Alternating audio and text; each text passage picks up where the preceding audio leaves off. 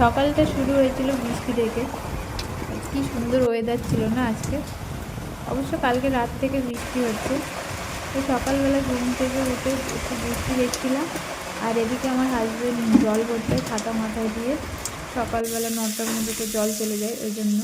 তারপরেই চলে এসেছিলাম আমি আমার কাজে। এসেই রান্না বসিয়ে দিয়েছিলাম। প্রত্যেক দিনের কাজ এটা, আমার প্রথমে রান্না করে নিই, তারপরে ঘরের বাকি কাজ সারি, কারণ এটা টাইমের মধ্যে করতে হয়। আর আজকে রান্না করেছিলাম বিট নয়, গাজর আলু ভাজা, সয়াবিনের তরকারি, কাঁচা টমেটো আলু দিয়ে একটা তরকারি, আর লাউ শাক চিংড়ি। এরপরে চলে গেছিলাম ঘর পরিষ্কার করতে।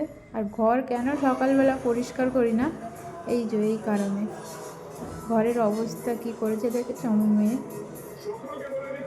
এখন এইগুলো পরিষ্কার করব, জানি একটু পরে আবার ঘর নোংরা করে দেবে, কিন্তু বেলা হয়ে গেছে, ঘর পরিষ্কার করতে হবে। আর মহারানী কোথায় গেছো? আজকের ব্লগটা এই পর্যন্ত, দেখা হচ্ছে পরের নতুন কোনো ভিডিওতে।